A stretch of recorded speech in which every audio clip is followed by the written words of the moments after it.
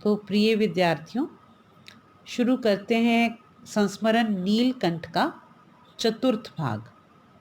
अभी तक हमने किया कि किस तरह से नीलकंठ और राधा महादेवी जी के घर में आते हैं, किस तरह से वो उन्हें खरीद के लाती हैं, किस तरह से उनका विकास होता है, किस तरह से ये दोनों सहचरी बनते हैं, नीलकंठ और राधा एक दूसरे के साथी बनते हैं, किस तरह से नीलकंठ अपने आप को सभी जीव जंतुओं का संरक्षक और नेता मान लेता है, सेनापति मान लेता है और उनकी रक्षा भी करता है, उन्हें प्यार भी करता है, उन्हें दंड भी देता है। हमने अंतिम जो अनुच्छेद है उसमें किया था कि खरगोश के एक बच्चे को कैसे वो सांप के चंगुल से बचाता है और कैसे खरगोश का बच्चा मुंह से निकल तो आता है उसकी चोंचों के प्रहार से, नीलकंठ की चोंचों के प्रहार से, लेकिन वो निश्चेष्ट सा वहीं पड़ा रहा, बिना हिले जुले वहीं पड़ा रहा। पृष्ठ संख्या 102 और आगे की कहानी, आगे का संस्मरण करते हैं। राधा ने सहायता देने की आवश्यकता नहीं समझी, परंतु अपनी मंद केका से किसी असामान्य घटना की सूचना सब और प्रसारित कर दी। अब ये सभी जो घटना हुई, ये सारा जो घटनाक्रम हुआ, जब खरगोश जो था वो चंगुल में फंस गया सांप के और कैसे नीलकंठ ने बचाया, तो राधा वहां पहुंची नहीं सहायता देने के लिए, क्योंकि उसे ऐसी आवश्यकता ही नहीं लगी। उसे पता था कि नीलकंठ जो है वो जो कर रहा है वो सही कर रहा है और वहां जाके उसको उसमें सहयोग देने की आवश्यकता नहीं है।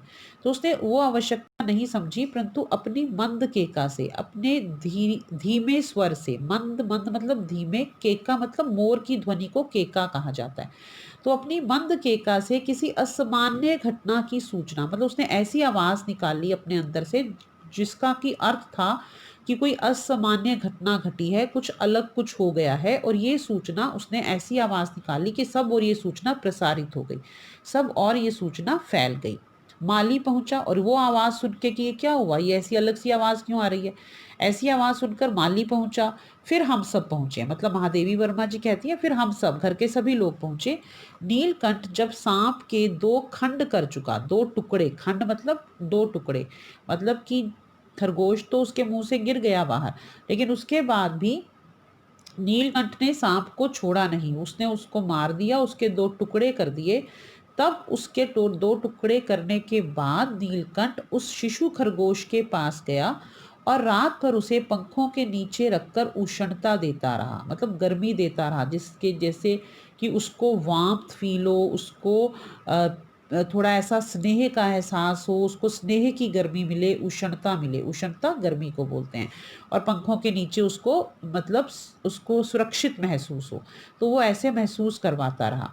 कार्तिकेय ने अपने युद्ध वाहन के लिए मयूर को क्यों चुना होगा? कार्तिकेय देवता हुए हैं और उनका जो वाहन है, जैसे अलग अलग देवताओं के वाहन होते हैं ना, जैसे नंदी बैल जो हैं वो शिव जी के हैं, ऐसे आपने सुना होगा गणेश जी की मूषक हैं, चूहे को गणेश जी की सवारी कहा जाता है, ऐसे कार्तिकेय ने अपने युद्ध वाहन के लिए, युद्ध वाहन किसको बनाया था? कार्तिकेय देवता जी ने मयूर को, मोर को ही बनाया। ये क्यों बनाया?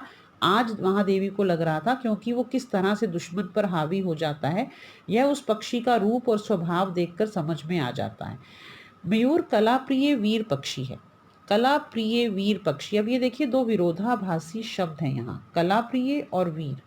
मोर एक ऐसा पक्षी है जो कला प्रिय भी है। कला कैसी है उसकी? नृत्य की कला, जिसकी नृत्य की कला जो है वो इंसान भी नकल करने का प्रयास करते हैं, लेकिन पूरी की पूरी तरह से उसका वो गरिमा नहीं ला पाते अपने नृत्य में। तो वो कला प्रिय पक्षी भी है और वीर भी है, साहस भी है उसमें, जैसे अभी हमने देखा कि कैसे उसको बचाया खरगोश के बच्चे को। हिंसक मात्र नहीं, केवल क्योंकि वो वैसा पक्षी नहीं है जैसे बाज होता है ना, या जैसे गिद्ध हैं, बाज हैं, इस तरह के पक्षी होते हैं जो कि हिंसा करना, मतलब वो हिंसक पक्षी हैं, सिर्फ उन्होंने हिंसा करनी है, उन्होंने शिकार करना है। तो ऐसा नहीं है मोर, वो वैसे तो एक कला प्रिय है, पक्षी है, लेकिन ज़रूरत पड़ने के समय पे जब ऐसी आवश्यकता होती है तो वो वीर पक्षी भी बन जाता है। इसी से उसे बाज, चील आदि की श्रेणी में नहीं रखा जा सकता, जिनका जीवन ही क्रूर कर्म कर्म है। इसलिए हम उसको बाज और चील जैसे पक्षियों के कैटेगरी में, के श्रेणी में नहीं रख सकते, क्योंकि बाज और चील जैसे पक्षी तो क्रूर हैं, कर्म से ही क्रूअल हैं। क्रूर मतलब क्रूअल है, उनका तो काम ही ऐसा है। नीलकंठ में उसकी जातिगत विशेषताएं तो थी ही, मतलब मोर की जातिगत कौन सी विशेषताएं, जो मोर की होती हैं, सभी मोरों में होती हैं, वो विशेषताएं तो थी ही। उनका मानवीकरण भी हो गया था, लेकिन उसमें ना ऐसे इंसानों जैसी अक्ल भी आ गई थी और इंसानी तरीका भी आ गया था, कि शायद इसलिए क्योंकि वो बचपन से इंसानों के बीच में ही रहा था। मेघों की सांवली छाया में अपने इंद्रधनुष के गुच्छे जैसे पंखों को मंडलाकार बनाकर, मंडलाकार मतलब एक सेमी सर्कल में बनाकर जब वह नाचता था, तब उस नृत्य में एक सहजात लय ताल रहता था। मतलब एक पूरा सहजात मतलब उसके साथ ही उपजता था, उसके साथ ही एक लय और ताल पैदा होता था। आगे पीछे दाहिने बाएं क्रम से घूमकर वह किसी अलक्ष्य सम पर, मतलब जिसका कोई लक्ष्य नहीं है, ऐसे एक म्यूजिक नोट पर, सम पर एक ऐसे म्यूजिक, एक ऐसे संगीतमय नोट पर ठहर ठहर जाता था। राधा नीलकंठ के समान नहीं नाच सकती थी, क्योंकि उसके वैसे पंख ही नहीं थे, तो इसलिए वो गरिमा ही नहीं बनती थी। नाचती तो वो भी थी, लेकिन उसकी गति में भी, लेकिन जिस तरह से वो नाचती थी उसमें भी एक छंद रहता था, उसमें भी एक संगीत रहता था। वह नृत्य मगन नीलकंठ की दाहिनी ओर के पंख को छूती हुई बाईं ओर से निकल आती थी, और बाएं पंख को स्पर्श कर, मतलब बाएं पंख को छूकर दाहिनी ओर, मतलब वो भी ऐसे चक्कर काटती थी, पूरा नृत्य करते हुए चक्कर काटती थी मोर के इर्द गिर्द, नीलकंठ के इर्द गिर्द। इस प्रकार उसकी परिक्रमा में, उसकी परिक्रमाएं मतलब उसके इस रोटेशन में, उसके इस घूमने में भी एक पूरक ताल परिचय मिलता था, एक संगीत की ताल का पूरा परिचय मिलता था। नीलकंठ ने कैसे समझ लिया कि उसका नृत्य मुझे बहुत भाता है, ये नहीं पता कि नीलकंठ को ये कैसे पता चला कि नीलकंठ का जो नृत्य है वो महादेवी जी को बहुत अच्छा लगता है। यह तो लेखिका कहती है कि नहीं बताया जा सकता, परंतु अचानक एक दिन वह मेरे जाली घर के पास पहुंचते ही अपने झूले से उतरकर नीचे आ गया। लेकिन तब लेखिका को पता चला कि उसको पता है नीलकंठ को कि मुझे नृत्य बहुत अच्छा लगता है उसका, क्योंकि जब एक दिन वो वैसे ही जाली घर के पास गई उसके, तो वो एकदम से लेखिका को देखकर झूले से नीचे उतर आया, और पंखों का सतरंगी मंडलाकार छाता तानकर वो वैसे ही सेमी सर्कल में जैसे नाचता था वैसा ही छाता सा बना लिया, और नृत्य की भंगिमा में खड़ा हो गया, और नृत्य करने की मुद्रा में खड़ा हो गया। तब से यह नृत्य भंगिमा नृत्य का क्रम बन गई, तब से उसकी ये नृत्य मुद्रा रोज का काम बन गई। नित्य मतलब रोज का, क्रम मतलब काम, ये रोज का ही तरीका हो गया। प्रायः मेरे साथ कोई ना कोई देशी विदेशी अतिथि भी पहुंच जाता था, क्योंकि वो एक प्रधानाध्यापिका थी, प्राचार्य थी एक कॉलेज में, एक महाविद्यालय में, तो उनके पास देश से भी मेहमान आते रहते थे और विदेशों से भी मेहमान आते रहते थे।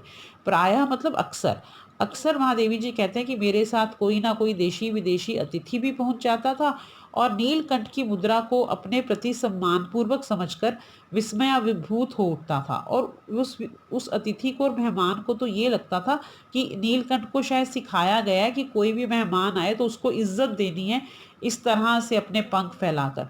और वो इस मुद्रा को देखकर वो जो मेहमान होता था वो विस्मयाभिभूत हो उठता था, मतलब हैरानी से भर जाता था कि ये कैसे सिखाया इन्होंने, जबकि नीलकंठ तो रोज ऐसा महादेवी जी के लिए कर रहा था।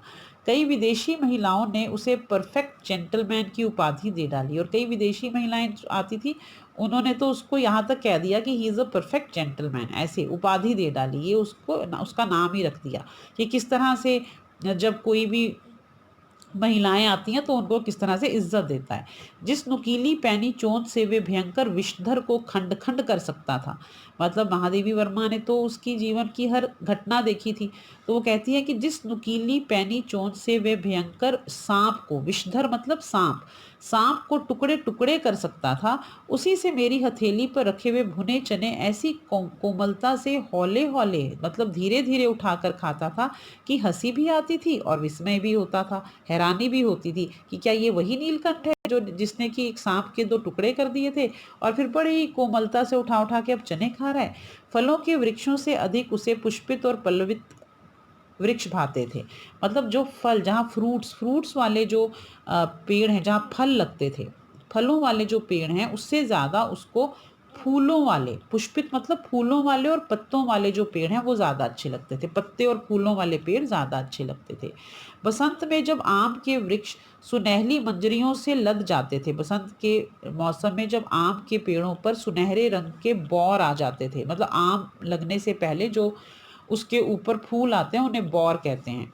और अशोक अशोक का जो पेड़ है उस पे नए लाल पत्ते, पल्लवों मतलब नए लाल पत्तों से अशोक के पेड़ जब ढक जाते थे, तब जाली घर में वह इतना अस्थिर हो उठता, इतना बेचैन हो जाता था कि मुझे बाहर निकालो, कि मुझे इन पेड़ों के आसपास घूमना है, इनके आसपास रहना है। मतलब इस तरह से वो बेचैनी से ऐसे ऐसे पंख फड़फड़ाता था कि उसे बाहर छोड़ देना पड़ता, कि उसे जाली घर से बाहर छोड़ देना पड़ता था। नीलकंठ और राधा की सबसे प्रिय ऋतु तो वर्षा ही थी, क्योंकि आपको पता है कि मोर जो हैं वो वर्षा ऋतु में ही नाचते हैं। मेघों मतलब बादलों, बादलों के उमड़ आने से पहले ही वे हवा में उसकी सजल आहट पा लेते थे। सजल मतलब गीली गीली गीली सी आहट, की उन्हें नमी का एहसास हो जाता था। और तब उनकी मंद केका, तब उनकी धीरे धीरे वाली जो आवाज़ है, उसकी गूंज अनुगूंज, उसकी गूंज और फिर उसकी प्रतिध्वनि, उसका इको साउंड तीव्र से तीव्रतर होती हुई, पहले धीरे तेज, तेज से और तेज होती हुई, मानो बूंदों के उतरने के लिए सोपान पंक्ति बनाने लगती थी, जैसे बूंदों को नीचे उतारने के लिए सीढ़ियां बनाने लगती थी। सोपान पंक्ति मतलब सीढ़ियां बनाने लगती थी। मेघ के गर्जन के ताल पर ही इसके तन्मय नृत्य का आरंभ होता। मतलब जब मेघ गरजते थे, जैसे ही मेघों का गर्जन सुनाई देता था, वैसे ही ये तल्लीन होकर, मगन होकर नृत्य शुरू हो जाता था नीलकंठ और राधा का।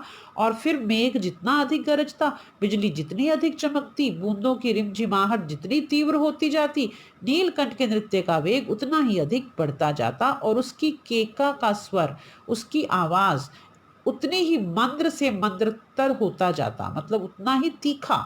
ठीक है, धीमा पर तीखा। वर्षा के थम जाने पर वह दाहिने पंजे पर दाहिना पंख और बाएं पर बायां पंख फैलाकर सुखाता। कभी कभी वे दोनों एक दूसरे के पंखों से टपकने वाली बूंदों को चोंच से पी पी कर पंखों का गीलापन दूर करते रहते। मतलब कि एक दूसरे की पंखों को ऐसे भी सुखाते थे कि उसका पानी पीते रहते थे दोनों मोर मोरनी। इस आनंद उत्सव की रागनी में, ये आनंद का उत्सव मतलब वर्षा ऋतु उनके लिए आनंद का उत्सव था। और उसका जो संगीत था, उसकी जो रागनी में बेमेल स्वर कैसे बज उठा, ये एक अलग सा बेसुरा सा स्वर कैसे आ गया, ये आगे की कहानी है। यह भी एक करुण कथा है, बड़ी दुखदाई कहानी है। ये कहाँ, यहाँ तक की कहानी तो आपने सुनी, बहुत अच्छी है, लेकिन इसके आगे की करुण कथा क्या है, दुख देने वाली कहानी क्या है, ये हम अगले सप्ताह करेंगे। धन्यवाद।